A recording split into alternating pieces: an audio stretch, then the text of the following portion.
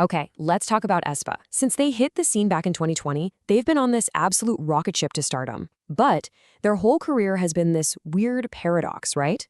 They've got these massive chart-topping hits on one hand and just a constant, never-ending stream of drama on the other. So what is really going on with them? I mean, this quote, it just says it all, doesn't it? It feels like for every single smash hit they release, there's an equally huge controversy waiting just around the corner. It's kept them under this super intense public microscope, literally from day one. And that really is the million-dollar question we're diving into here. Is all of this just a pattern of really, really bad luck? Or is it something more calculated? Like, is their company, SM Entertainment, actually using all this controversy as some kind of wild marketing strategy to keep everyone talking? And you can see that duality perfectly right here. In one column, you've got the bangers, Next Level, Savage. I mean, these are undeniable chart-dominating hits. But then you look at the other side, and there's this long list of scandals, plagiarism, racial slurs, lip-syncing that have defined their public image just as much. It's this constant push and pull that makes their whole stories so wild. All right, so let's rewind and start at the very beginning, because from the second they debuted, Aespa was just plagued by accusations of plagiarism. This wasn't a one-off thing, it's like a foundational problem that has haunted them through multiple comebacks. And seriously, these accusations came in thick and fast. Right out of the gate with their debut teasers, people started comparing their masks to stuff from a designer named James Mary. Then, bam, their Black Mamba music video drops and it gets hit with similar claims. And then came the Savage era, which kicked off the most heated debate of them all.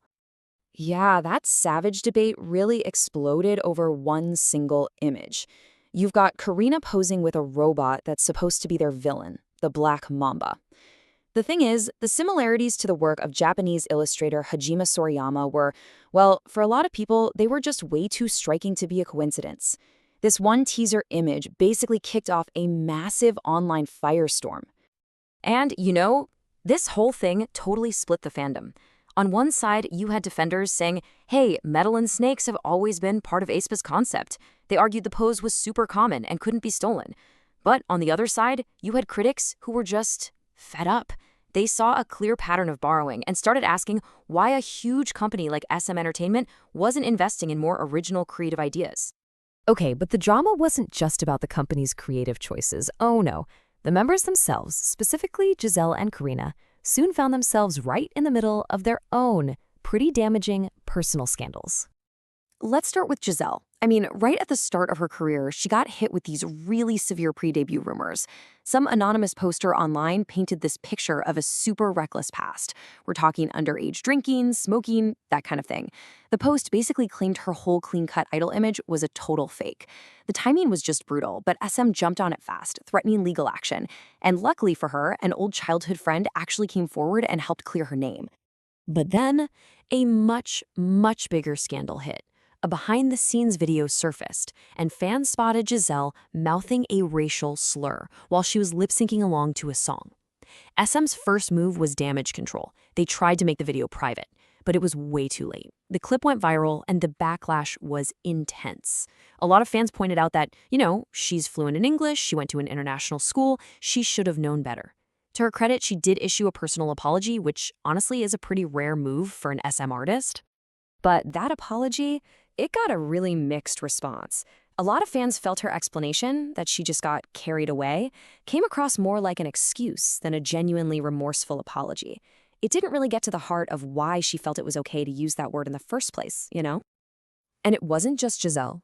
Karina also faced her own pre-debut nightmare. Some leaked messages, supposedly from her, started making the rounds. And in them, she was allegedly trash-talking some of the biggest groups in K-pop. We're talking BTS, EXO, NCT. The leaks even had her complaining about new members in one of her own company's groups. Thankfully for Karina, this situation got shut down pretty quickly. SM came out swinging, declaring the messages were totally fabricated, and immediately filed lawsuits. On top of that, a former classmate came to her defense, saying she was actually incredibly kind, which completely contradicted the nasty image from the leaks. But just when you think things have calmed down, bam, she walks right into this massive political scandal, and this was during a really heated election in South Korea.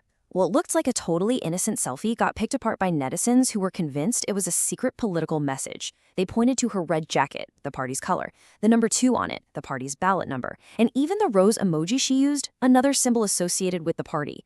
It was a perfect storm. And the fallout from this was no joke. The real-world consequences were severe. Even though she deleted the post, the damage was done. It got so big that her outfit was actually featured on the national news, which kind of legitimized the whole controversy. And as a result, she lost thousands of followers, like almost overnight. It was catastrophic. So the drama didn't stop with personal scandals. More recently, the whole conversation has shifted to the group's actual performance skills, especially when they're on these huge international stages. And their performance on Good Morning America? Whoa, that became a major flashpoint. This should have been a huge, triumphant moment for them, right? Instead, it turned into this source of what Korean netizens called secondhand embarrassment. People back home were just cringing, criticizing what they saw as weak dancing and really questionable live vocals. They were worried Aespa was actually damaging K-pop's reputation on the world stage. Of course, this kicked off a full-blown war online.